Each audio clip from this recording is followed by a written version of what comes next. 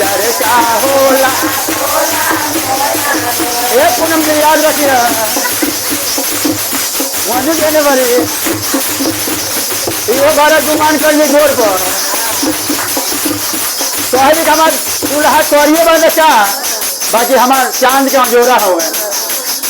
तो पूछा तरीका पार्वती जी से माता लक्ष्मी जी क्या कह रही है तो क्या कहते हैं कि गौरा कौन गुणवा पहले अपन भोला में चर्चा होला टोला टोला में। गौरा कौन पहले अपन भोला में चर्चा होला टोला टोला में। गौरा कौन गुणवा पहले अपन भोला में चर्चा होला टोला टोला में। गौरा कौन गुणवा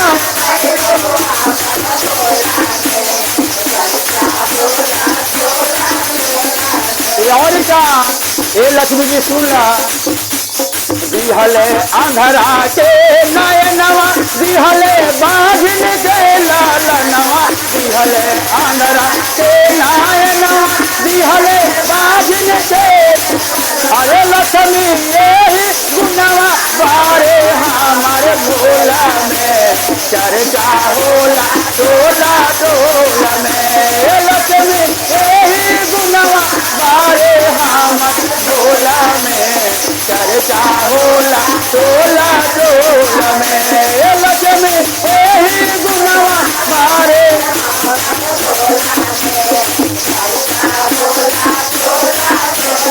लक्ष्मी यही गुणवा बारे हम भोला में चर्चा होला टोला।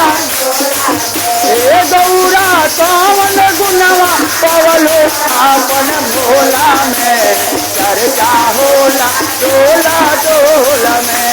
गौरा कौन गुणवा पवलो अपन भोला में चर्चा होला टोला टोला। और का दिहले कोरिया के काया दिहले नीला धन के धनवा दिहले कोरिया के काया दिहले नीला धन के। ए लक्ष्मी ही गुणवा बारे हमारे भोला में चर्चा होला टोला टोला में।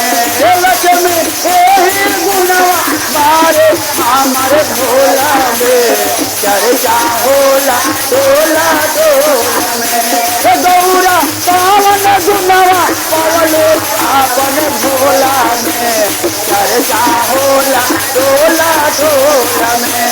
गौरा कौन पवलो अपन भोला में चर्चा होला टोला टोला में। गौरा कौन पहले अपन भोला में चर्चा होला टोला। ए गौरा कौन गुणवा पहले अपन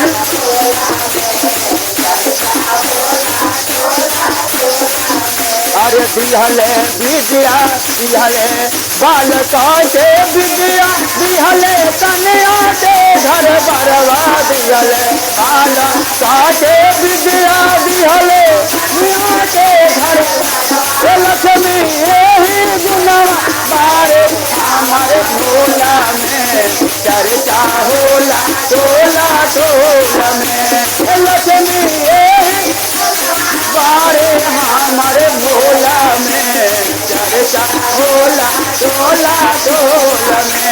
गौरा कौन गुणवा पवलो अपन भोला में चर्चा होला टोला टोला में। गौरा कौन गुणवा पवलो अपन भोला में चर्चा होला टोला टोला में।